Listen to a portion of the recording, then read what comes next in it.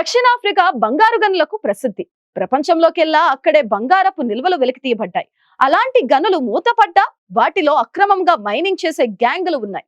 అలాంటి ఓ మాఫియా ఆధ్వర్యంలో నడుస్తున్న మైనింగ్ ను నిలువరించేందుకు పోలీసులు దాడికి దిగారు. ఒక్కసారిగా భారీగా పోలీసులు మోహరించడంతో గనిలో ఉన్న వేలాది మంది అక్కడే చిక్కుకుపోయారు. దాంతో కొన్ని రోజులుగా వారికి ఆహారం, నీరు అందడం లేదు. దానిపై ఓ రిపోర్ట్.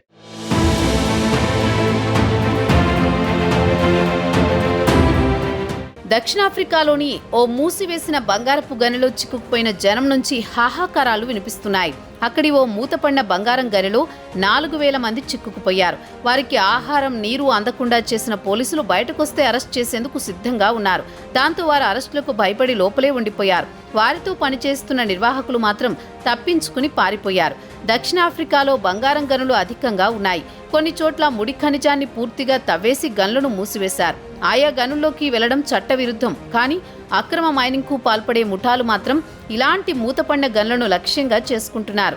అక్కడ ఇంకా బంగారం ఉంటుందన్న అంచనాతో మనుషులను అందులోకి పంపిస్తున్నారు.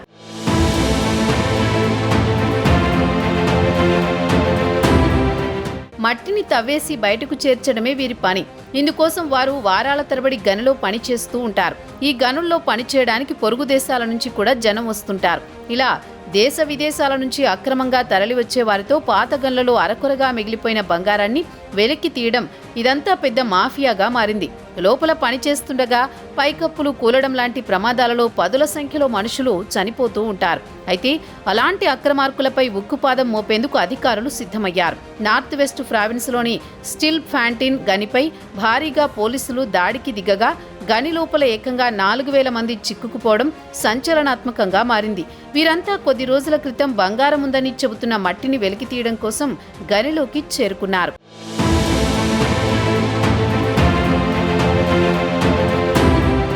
పోలీసులు పెద్ద సంఖ్యలో మోహరించి దాడికి దిగడంతో అరెస్టులకు భయపడి వారంతా గనిలోపలే ఉండిపోయారు.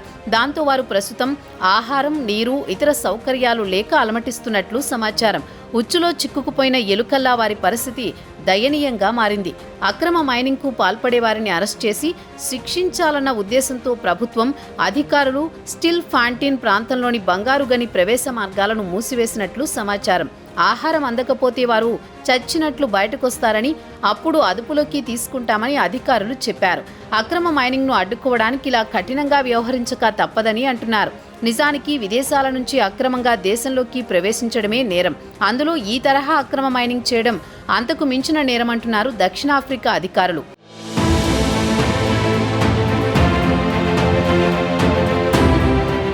ప్రస్తుతం గని చుట్టూ పెద్ద సంఖ్యలో పోలీసులు మోహరించారు. గనిలోకి చట్టవిరుద్ధంగా ప్రవేశించిన వారికి సహాయం చేసే ఉద్దేశం తమకు ఏమాత్రం లేదని దక్షిణాఫ్రికా మంత్రి ఖుమ్ బుడ్జో షావేని స్పష్టం చేశారు. వారంతా నేరానికి పాల్పడ్డారని, శిక్షించక తప్పదని అన్నారు. నేరగాళ్లకు సహాయం ఎందుకు చేయాలని ప్రశ్నించారు. నార్త్ వెస్ట్ ప్రావిన్స్లోని ఇలా వేర్వేరు గనుల్లో గత కొన్ని వారాల వ్యవధిలో 1000 మందికి పైగా కార్మికులు బయటకు వచ్చారు. సరైన ఆహారం అందక వారు చాలా బలహీనంగా, అనారోగ్యంతో కనిపించారు. వారిని అరెస్ట్ చేసిన పోలీసులు కోర్టుల్లో ప్రవేశపెట్టారు. జైళ్లలో ఈ తరహా నేరాలకు శిక్షలు అనుభవిస్తున్న వారు ఎందరో ఉన్నారు. ఇది నేరమని తెలిసినా బంగారం అన్వేషణ పనులలో పనిచేసేందుకు సమీప దేశాల నుంచి అక్రమంగా తరలి వస్తున్నారు.